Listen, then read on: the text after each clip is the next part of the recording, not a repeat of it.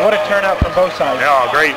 You expect this. The Chatham always has a great crowd. Of course, the Railers always known for their top-notch support, and both schools shown very well. A very good game, and it's going to get interesting here as we start the second half.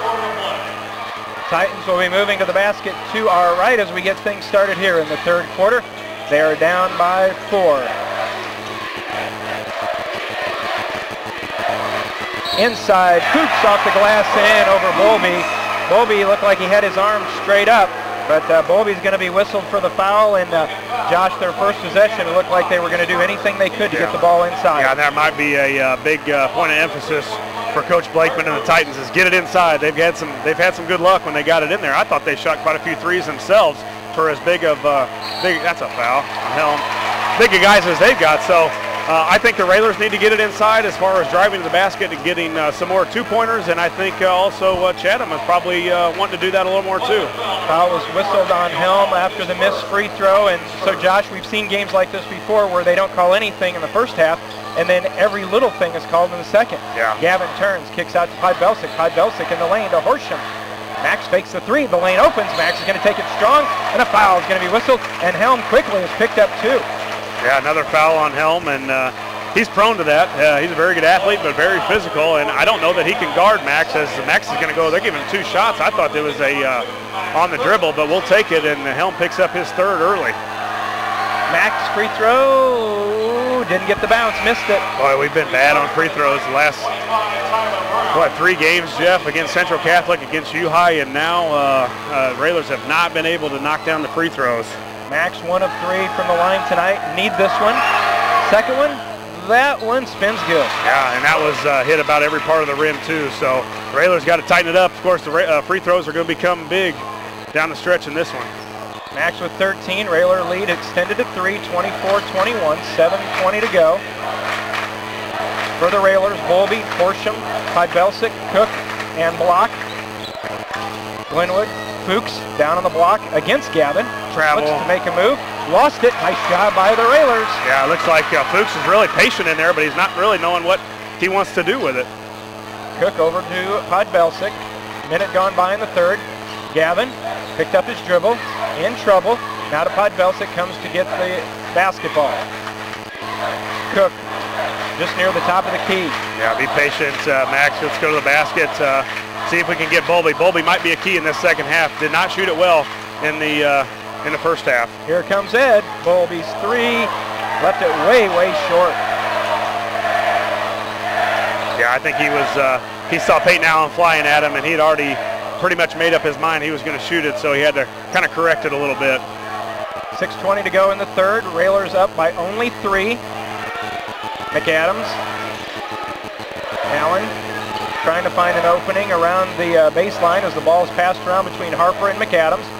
Fuchs near the top of the key, makes a move against Max, dumps it down to Brown, who throws it off the glass and in. The Railers were kind of let Fuchs get the ball at the top, but kind of fell asleep on the backside as Fuchs found an easy guy with an easy underneath the hoop for a layup. Back to a 1-point game, under 6 minutes to go. Podbelsic hands to Horsham. Horsham hands to Gavin. Gavin fakes the 3, doesn't take it. Working against Harper, makes a move, turn, needed to shoot that ball. Bowlby back out to Podbelsic. Boy, that was a shot you've got to take. Yeah, all the Railers right now unsure of what shots to take and when to take them. So the offense not moving real smooth. Cut by Bowlby, who lays it off, and what a cut, what a pass. Yeah, I think we can do more about all of our cuts around the 3-point line. If we just take a cut and go to the hoop, I think we could be wide open as Bowlby did that time. And I think that was a frustration with the 3s early on, Josh, as we were taking 3s that you and Coach Al have talked about. Those are 3s we can get 30 or 40 seconds into the possession. Right. Allen clears some space, fires a high arcing 3. That's no good. Everybody fighting for the board. Brown gets it, partially blocked by Cook, still loose. Horsham comes out of there with it for the Railers. Yeah, be strong and physical under there. They're letting them play. They are letting them play. Block. Kicks it out to Podbelsic. I thought Gavin carried it again. 4:45 to go. Podbelsic drives in, bounce out, clears to Bowlby, 3 on the way, missed it. And then Brown just cleared Cook out of the way on the rebound, no call there. So Glenwood again down by just 3, and McAdams bothered by Podbelsic, and McAdams just lost it. I think we can pressure them a little more. We're not the Railers right now aren't pressuring on the ball like we've seen in the past month or so, where we've caused turnovers. Right now we haven't really caused a lot of turnovers by Chatham, and that time Podbelsic does. Yeah, you look at Peyton Allen, and he's really huffing and puffing out there. So you're going to be interested to see how far he can go as now Chatham goes zone against the Railers. 4:20 to go. And I think that's partly due because of his probably conditioning.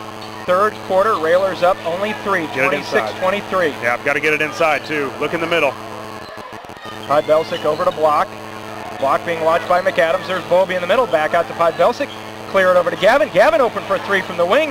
That's no good. Peyton Allen high for the rebound. Allen's good at coming down and pulling up for 3, but this time he kicks it down to the corner to McAdams for 3 for the tie. Yeah, when they push the ball a little bit, the Railers have not gotten back, and especially to McAdams in transition. He's found his way on the 3-point line a few times. Halfway through the third, we are tied at 26. Bowlby in the lane, and it's tipped away by Allen. Nice defense by the junior. Joey Olden getting ready to check in. He replaces Horsham. Railers have only gone with 6 players tonight, the starters and Joey. Yeah, then this year, too, the Railers have done a great job against zones. We've got to keep the ball moving. Also look to get it inside. If you can get to the free throw line with Gavin or Bowlby, turn and shoot or turn and take it to the hoop. 3:30 to go. Tied at 26, third quarter. Into Gavin. Gavin kicks it over to Podbelsic from the wing 3. That is short. Get back. Allen makes the move, spins in the lane, and he's going to be called for steps again. Yeah, they're lucky. He would have gotten a charge.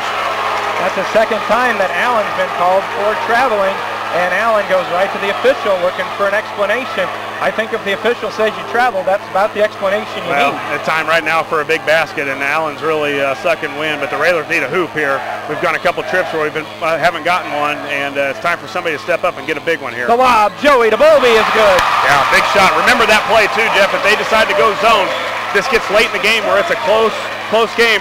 That play has worked all year long. And Lincoln's propensity to shoot the 3, your first notion is when you see that player go up, you're thinking it's a 3. Allen looks to drive, and a blocking foul is going to be whistled on Bowlby. Ed picks up his second as he tried to cut the baseline off from Allen. Got there just a half step too late. Yeah, not a lot of foul trouble for either team because just a lack of pressure defense and things like that. So not really anybody in foul trouble right now. Helm with the catch. He goes in strong. The layup shot it up too hard, and there were no Titans there, and Gavin blocked with a big rebound for the Railers.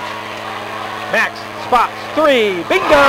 Big 3. Boy, that was in secondary transition, and I think the Railers can push the ball a little more. Trying to find a way to get some easy baskets. That time we don't get it, but we did a skip pass, a beautiful skip pass by Podbelsic on a secondary transition to our hottest player right now, Max Cook. Max with 16.